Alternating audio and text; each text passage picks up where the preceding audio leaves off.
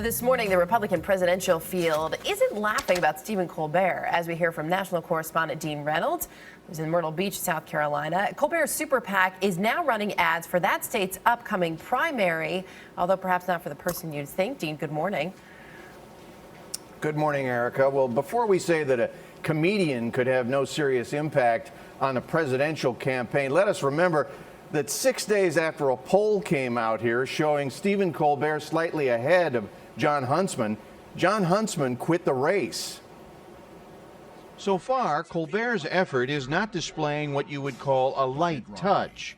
This is from the Americans for a Better Tomorrow super PAC, which Colbert is using to mock super PACs in general. If Mitt Romney really believes corporations are people, my friend, then Mitt Romney is a serial killer.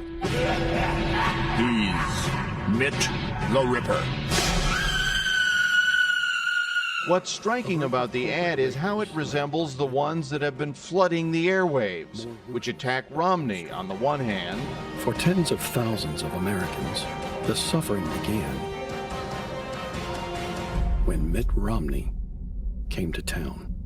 And especially Newt Gingrich on the other. Newt has a ton of baggage. Gingrich and Romney have insisted they have no control over these nominally unaffiliated groups, and they say the ad should be removed if they're inaccurate.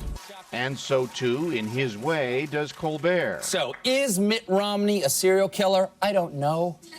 But that question's out there now. Colbert may have an obstacle to his write-in campaign here, like the fact that South Carolina doesn't recognize write-in campaigns. But so what? They said you can't go to the moon. They said you can't put cheese inside a pizza crust. But NASA did it. They had to, because the cheese kept on floating off in space. A satellite message to diners in Myrtle Beach on Monday dealt with an almost Talmudic question about corporations. Are corporations people, or are only people people?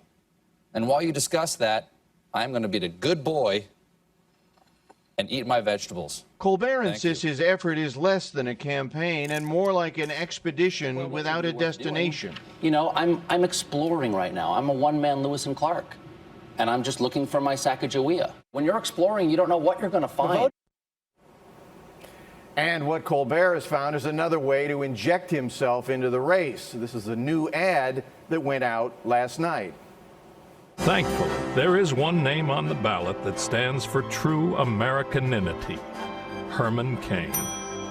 Americans for a Better Tomorrow believes a vote for Herman Cain is a vote for America. He's not a career politician. He's such a Washington outsider, he's not even running for president. Send them a message. On January 21st, vote Herman Cain.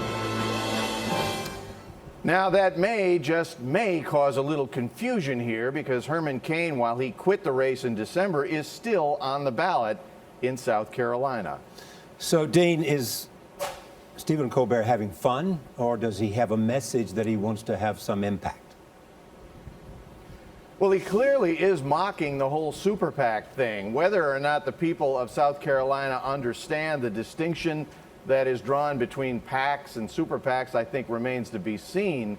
But clearly it came up in the debate last night, and whether these guys are playing fair and whether this whole Citizens United case, which allowed super PACs and unlimited, unregulated money to get into campaigns, is a good idea. That's a debate that is worth having, and Stephen Colbert is having it.